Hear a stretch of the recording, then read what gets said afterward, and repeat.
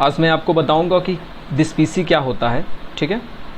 तो यहाँ पर आज आप समझेंगे कि दिस पीसी कहाँ पर होता है और उसमें जो आपके फोल्डर होते हैं वो कहाँ होते हैं। तो यहाँ पर आपका दिया हुआ है दिस पीसी। इस दिस पीसी को हम क्या करेंगे, ओपन करेंगे, यानी डबल क्लिक करेंगे इस पर और हमारा जो है दिस पीसी ओपन होगा, ठीक है। और जैसे मैं ये दिस पीसी ओपन करूँगा तो यहाँ पर कुछ चीज़ें होती हैं कि जो कि मुझे जानना होता है। जैसे आप यहाँ पर देख सकते हैं कि कॉर्नर पे दिया हुआ है, बहुत से लोगों को नहीं पता होता मेरे भाइयों लोगों को, कि यहाँ पर जो ये कॉर्नर पर है ये इसको बोलते हैं क्लोज। क्या कहा जाता है इसको भैया, क्लोज। यानी इस पर अगर हम क्लिक कर देंगे तो क्लोज हो जाएगा और इस पर अगर क्लिक कर देते हैं तो क्या हो जाता है भैया, वो हमारा रिस्टोर हो जाता है, ठीक है। अब रिस्टोर के बाद में यहाँ पर जो है हम ये जो माइनस दिख रहा है ना, इससे क्या होता है, इससे होता है भैया हमारा जो है मिनिमाइज होता है। यानी अगर हम मिनिमाइज़ करना चाहते हैं तो हम इस पर क्लिक कर देंगे और आसानी से क्या हो सकता है, मिनिमाइज़ हो सकता है, ठीक है। अब उसके बाद में ये आपको ऑलरेडी पता ही है, ये जो टाइटल बार होता है आपका, ठीक है, ये आपको मेनू बार कहा जाता है इसको, ठीक है।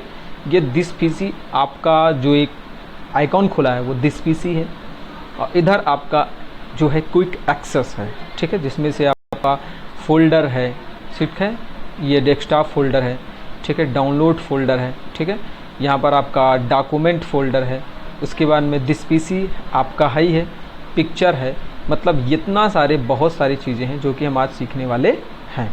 तो सबसे पहले ध्यान देंगे कि इसके प्रॉपर्टीज़ पे चलते हैं कि ये जो सिस्टम है, इस सिस्टम का एक कैपेसिटी क्या है, इसका एक प्रॉपर्टीज़ क्या है। तो हम क्या करेंगे कि माउस का जो लेफ्ट बटन होता है, सॉरी राइट बटन जो होता है, उसको एक बार क्लिक करेंगे और यहाँ पर प्रॉपर्टीज़ पर जाएंगे।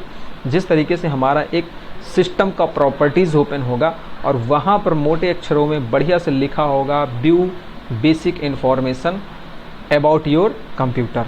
तो यहाँ पर हम कंप्यूटर के जो बेसिक चीज़ें हैं वो आसानी से जान सकते हैं। जैसे सबसे पहले मुझे ये जानना है कि जो हमारा कंप्यूटर है उसका एडिशन कौन सा है। तो उसका एडिशन कौन सा भैया, विंडोज़ 10 प्रो है। यहाँ पर सीधा सीधा लिखा हुआ है विंडोज़ 10 प्रो। अब ये सी का अर्थ का मतलब मैंने बता चुका हूँ जो मैं ऑपरेटिंग सिस्टम में, कि इसका मतलब होता है कॉपीराइट। यानी ये कोई एक तरीके से एक वर्जिनल सॉफ्टवेयर नहीं है, ये एक कॉपीराइट सॉफ्टवेयर है, अर्थात इसको हम बोल सकते हैं प्रोप्राइटरी शिप सॉफ्टवेयर, है ना, प्रोप्राइटरी सॉफ्टवेयर बोल सकते हैं, जो कि 2019 में इसे लॉन्च किया गया था, ठीक है। ये लिखा हुआ है कि माइक्रोसॉफ्ट कॉरपोरेशन के द्वारा। अब उसके बाद में ये जो सिस्टम का टाइप है ये समझ लेते हैं कि सिस्टम का टाइप क्या क्या है। आपको पता होना चाहिए पहले से कि ये कौन सा ऑपरेटिंग सिस्टम है, विंडोज़ 10 ऑपरेटिंग सिस्टम है।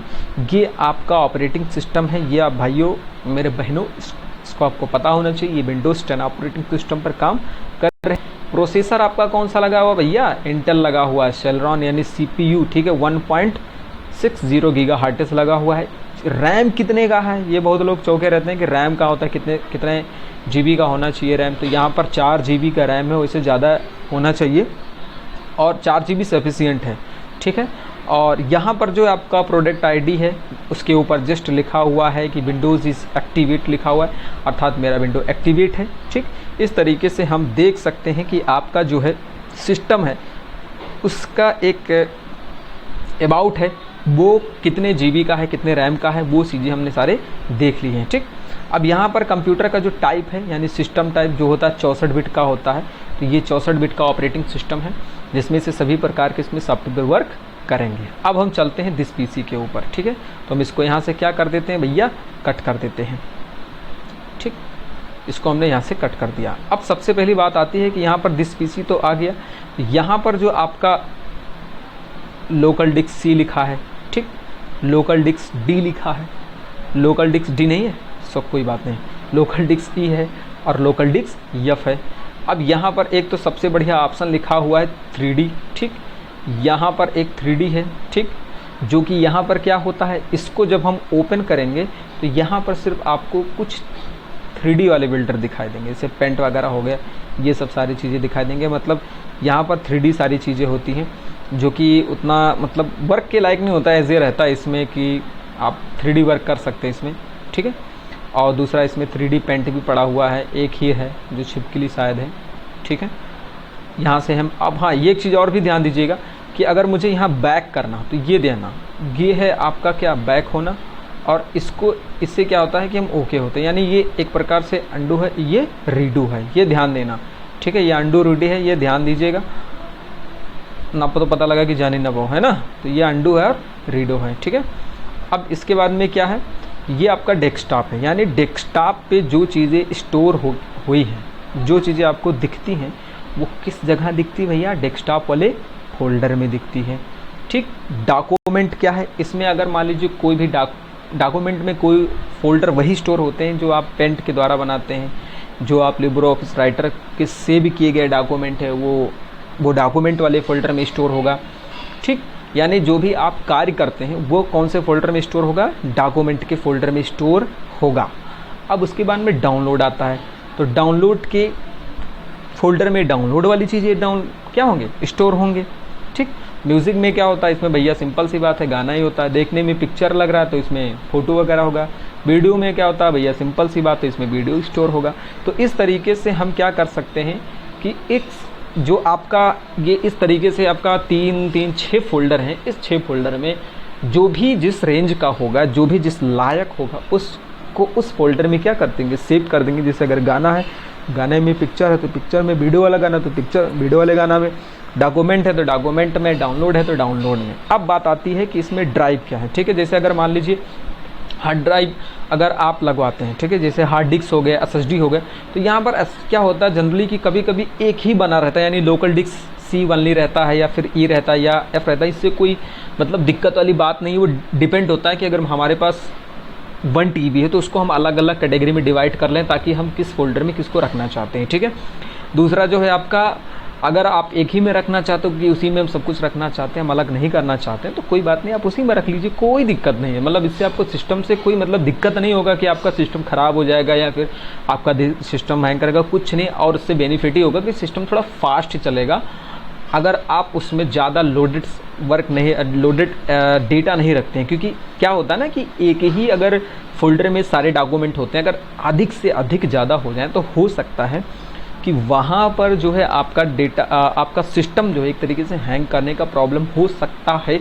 ये मतलब ज़रूरी नहीं कि हैंग करे, क्योंकि सिस्टम रेयर केस पे हैंग करता है, जल्दी हैंग वंग नहीं करता है। ठीक, तो लोकल डिस्क क्या होता है, तो यहाँ पर अगर मान लीजिए आपने हार्ड डिस्क लगाया हुआ है 500 GB का, तो यहाँ पर मान लीजिए 500 GB को मैंने 3 डिवाइड में क्या कर लिया, डिवाइड कर लिया है, 3 भाग में इसको क्या कर लिया, मैंने अलग अलग कर लिया है, डिवाइड कर लिया है तीनों पार्ट में।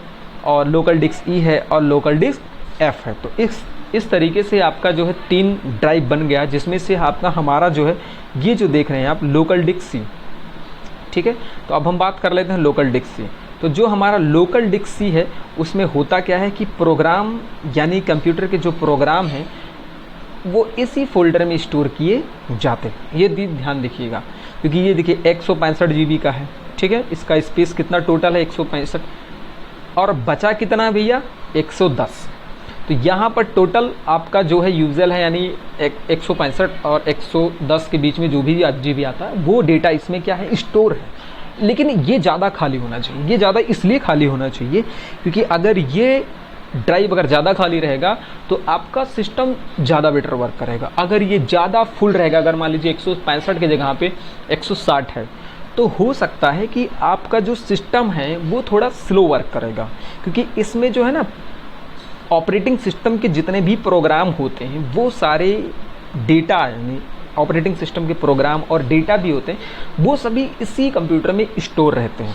तो ज़्यादा बेटर ये होगा कि यानी सिस्टम का जो मेन डॉक्यूमेंट है, मेन एक तरीके से डेटा है, वो सब सारे किस में स्टोर होते हैं भैया, लोकल डिस्क C में स्टोर होते हैं। तो इसीलिए जो है लोकल डिस्क C को हमेशा क्या होना चाहिए, खाली होना चाहिए, ताकि जो है हम इस तरीके, ताकि हमारा जो सिस्टम है वो बेहतर तरीके से वर्क करे। ठीक है, अब दूसरा नंबर आता है कि हमारा लोकल डिस्क E आता है। तो लोकल डिस्क E में वो आप अपने अकॉर्डिंग कोई भी, जैसे कोई भी चीज़ें इसे स्टोर करके रख सकते हैं। जैसे 149 GB इसमें है टोटल, और कितना अभी खाली है 145 है, तो इसको कोई बात नहीं, वो आपके अकॉर्डिंग होता है। इसमें जैसे 149 है तो 125 ही आपके अकॉर्डिंग होता है। तो यानी मेन जो होता है ना, ये ध्यान देना, मेन जो होता है ना ये यही होता है, जो येलो कलर से ना यही होता है मेन, ये ध्यान दीजिएगा। मेन जो डेटा होता है वो किस में स्टोर रहता है भैया, लोकल डिस्क सी में स्टोर होता है, ये ध्यान दीजिएगा।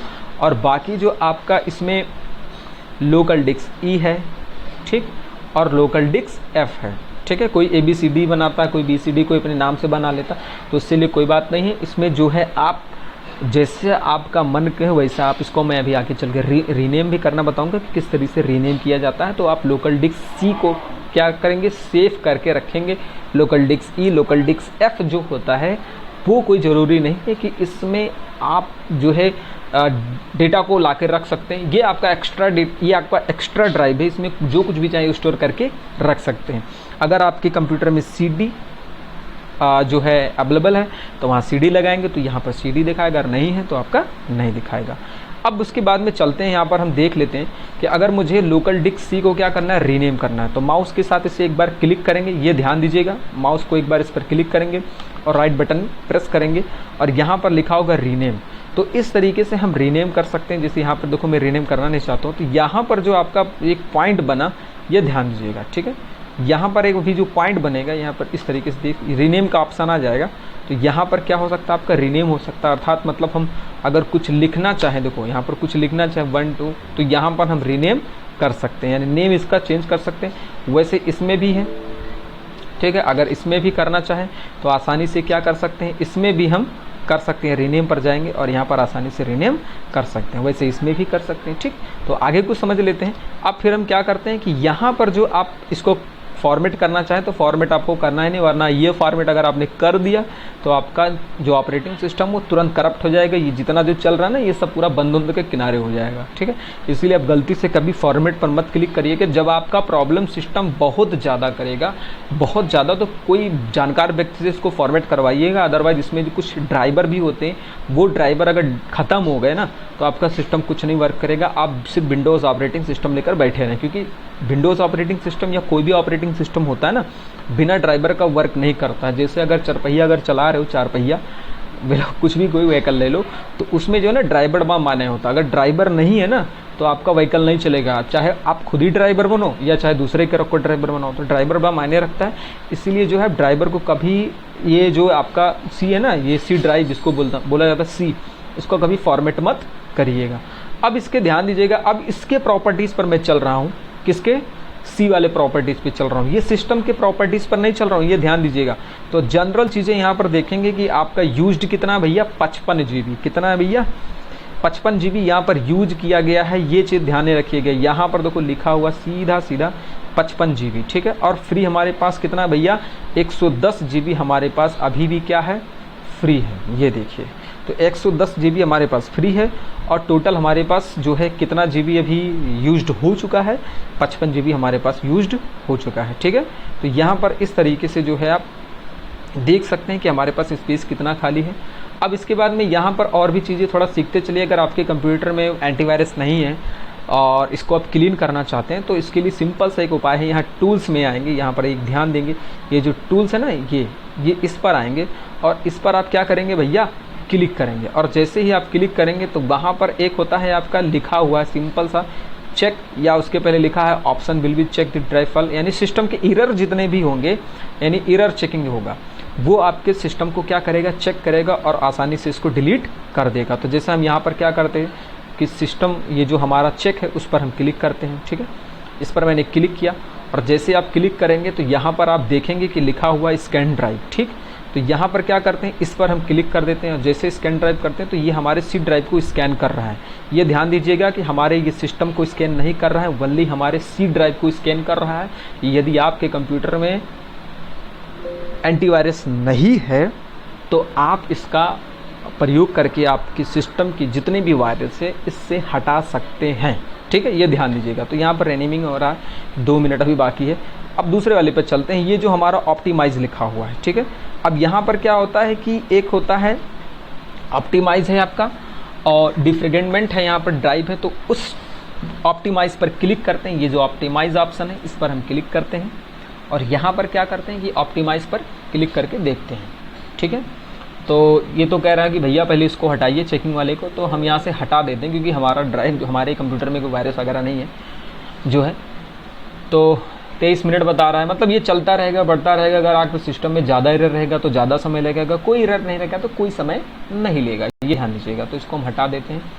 अब ये हट गया तो हम सीधे कहाँ पर आ जाते हैं, ऑप्टिमाइजेशन पर आ जाते हैं। ठीक, तो ऑप्टिमाइज पर अगर हम आ जाएंगे तो एक नया फोल्डर ओपन होगा। अब क्या करेंगे, यहाँ पर देखो 3 ड्राइव दिखाई दे रहे हैं। एक आपका है C, ठीक है, एक आपका है D, तो D तो नहीं होगा, मैं बोल देता हूँ इसे D, ठीक है, क्योंकि ABCD याद आ जाता है। E होता है, ठीक है, और एक होता है आपका F होता है, ठीक है, और एक होता है आपका, ये ध्यान दीजिएगा, सिस्टम रिजर्व्ड। तो इससे हमारा कोई लेना देना नहीं। तो यहाँ पर जो हार्ड डिस्क दिख रहा है आपको, पहला वाला, ठीक है, उसके बाद में दूसरा वाला, ठीक है, इस तरीके से आपको जो दिख रहा है, तो ये चीज़ ध्यान रखिएगा कि आपको सबसे पहले किस पर क्लिक करना है, C ड्राइव पर क्लिक करना है, लिखा हार्ड डिस्क ड्राइव, और यहाँ पर क्या कर देना है, एनालाइज कर देना है। क्या कर देना, ये चीज़ ध्यान दीजिएगा, एनालाइज कर देना। और एनालाइज के बाद में क्या करना है आपको भैया, ऑप्टिमाइज कर देना है। तो यहाँ पर हम क्या करते हैं, सबसे पहले हम क्या करते हैं कि हम इसको एनालाइज कर देते हैं, और जैसे ही आप एनालाइज पर क्लिक करेंगे तो आपका एक अलग मतलब रोटेशन ओपन होगा, जो आपका दिखा रहा है रनिंग। यहाँ पर देख सकते हैं आप, यहाँ पर रनिंग दिखा रहा है, यहाँ पर रनिंग देख लीजिए दिखा रहा, ये रनिंग हो रहा है, एनालाइज्ड हो रहा है। अब जैसे ही एनालाइज्ड आपका हो जाएगा, उसके बाद में क्या करना होगा, आपको स्टॉप करना रहेगा या फिर ऑप्टिमाइज करना रहेगा। तो एक कोई सादा वाला दिखा देते, क्योंकि इसमें देखो ये आपका एनालाइज होगा, देखिए यहाँ पर देखिए, ये जो ना एनालाइज होगा, और क्योंकि ये जल्दी होगा, एक देखिए एनालाइज हो चुका है, ये कंप्लीट हो चुका है, यानी 10/7 को एनालाइज हो चुका है। अब क्या करेंगे, ऑप्टिमाइज इसको कर देते हैं। तो यहाँ पर ऑप्टिमाइज होगा, रनिंग होगा, देखिए हो रहा है ना। इस तरीके से आपका जो है एनालाइज और ऑप्टिमाइज हो गया, यानी कुछ सिस्टम के जो भी अगर मान लीजिए ड्राइव में कुछ भी कोई दिक्कत था तो वो सब सारी क्या हो चुकी, क्लीन हो चुकी है। लेकिन यहाँ पर C ड्राइव पे देखेंगे कि यहाँ पर एनालाइज हो रहा है, क्योंकि यहाँ पर सिस्टम में भाई मैंने बताया ना कि ऑपरेटिंग सिस्टम के सभी प्रोग्राम होते हैं, तो वो एक एक फाइल को क्या करेगा, चेक करने में थोड़ा समय भी लगेगा, एरर को चेक करेगा, फिर उसको हटाएगा, तो वो समय लगता है। ठीक, तो इस तरीके से हम जो है सिस्टम के ऑपरेटिंग सिस्टम के अंदर जो वायरस होते हैं उन वायरस को आसानी से हटा सकते हैं। तो इसी तरीके से आप जो है क्या कर देंगे हम, बाकी इसमें कोई नहीं, आपका ये जो देख सकते हैं कि कौन सा हमारा ऑपरेट हार्ड डिस्क लगा हुआ, तो तोशिबा का लगा हुआ हार्ड डिस्क, ठीक है। तो ये सब सारी चीज़ें जो हैं आप समझ गए होंगे। जो अब यहाँ पर जो है लोकल डिस्क C है, सॉरी D है, और सॉरी D मैं कह रहा हूँ बार बार, लोकल डिस्क E है और लोकल डिस्क F है जो है। तो लोकल डिस्क F और E जो होता है वैसे आपको इसको भी करना होता है, ठीक है। अब यहाँ पर जो है आपका आ जाते हैं फोल्डर्स पर। तो यहाँ ध्यान दीजिएगा कि टोटल यहाँ पर 7 है, आई थिंक मैं 6 बता रहा था क्योंकि एक में भूल रहा था शायद। तो 7 फोल्डर होते हैं और यहाँ पर 4 ड्राइव होते हैं, ठीक है।